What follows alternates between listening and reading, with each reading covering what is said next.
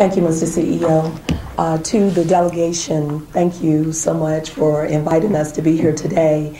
It's sort of a deja vu for me, being in the Senate for 10 years, and then today I haven't been back to present anything to you since that time when I left in '04. So this reminds me of sitting here and just asking for your support on various issues. Today we're here just to share with you the process and how we got here on the budget. I want to also thank my fellow commissioners for being here. I am so very, very proud of the process and how we got here. And you certainly can understand if I posed any issue to you today, you probably wouldn't have 100% agreement, because that is a deliberative process, and this has been a deliberative process. When the CEO presented the budget to us on December 15th, I talked to him immediately after he presented the budget and expressed my interest in continuing to work with him. And even though, like as the governor presents the budget to you, I remember being one of the floor leaders to Governor Barnes, we were always talking to the legislature the whole time. And I think that's a good process, and that's been the process here. As the commissioners can speak for themselves, I will assure you that they will give you various opinions, but there are some things that we really agreed on. And the majority of what the CEO just mentioned to you, we really agree on. But we still have a ways to go. Tomorrow, I think it would be inappropriate for me to suggest what will happen tomorrow, because if I knew and we had already definitely made decisions, then it would be no need for us to meet on tomorrow. But I can tell you, as the budget chair, on Friday, we usually have our meetings on Thursday, so I hesitated because we also had a meeting on Friday to discuss the budget again. The CEO did mention how many meetings we've had, and those were just nighttime meetings. We had probably close to 30 meetings.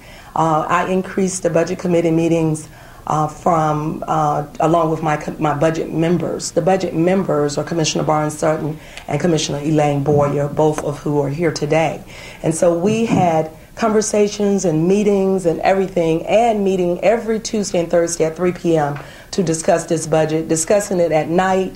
I was on the phone with commissioners last night, Sunday night, until probably about 10 or 11 o'clock, just talking about the budget. So it's been a lot of work. Talked to the CEO yesterday, talked to the CEO first thing this morning, and just like our process mirror your process. And that's what I'm so very, very proud of. We're still not in total agreement, but we are in agreement on what really matters. And what matters is tomorrow we will take a vote.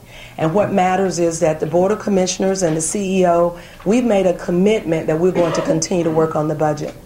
And the reason we had to do that, that's not just to say we're going to delay what has happened and you know, we didn't come to a conclusion. We did come to a resolution for tomorrow because state law says that we have to pass the budget by March 1st. But we know that I've had longer than I probably won't even remember in the real estate business. I was going to say how long, but let's just say I've been in the real estate business a long time and understand valuation of property. And we understand that the valuation of property in DeKalb County has decreased, and that's going to impact our digest. And we don't know how it's going to impact the digest just yet. We'll know as months, as those months come and go. So we are concerned about that. We also have another uncertainty in the budget. We do not know how many people will retire early. This is a voluntary retirement, early retirement. We don't know how many people will take it. In my conversations with the CEO and his original budget, I think that number was around 400, whereas we are thinking that it's going to be more like 500. I think the number we're hoping for is 551 to be exact. We don't know if that's going to happen. So that means we have to continue to look at it. Another item that's up in the air we haven't received a final report for is a staffing study that the commission talked with Georgia State. We entered into a contract with Georgia State University. The CEO was also a part of that. We want to get the results of that. I'm not at liberty to talk about it, even though you know how before the report comes out you get some information. I don't want to talk about that until we get the information, but I will tell you that I'm hearing that they are looking at some efficiencies that might include outsourcing. It might include some layoffs. We haven't made any commitment to that. When we get that study, The CEO will get a copy. He will think about it, talk to staff. The commissioners will get a copy, and all of us will talk about it, and we'll talk about how we move forward. And for those reasons, among others that we don't have time to discuss, then we feel like we have to continue to work on getting a budget that will be in the best interest of the people of DeKalb County.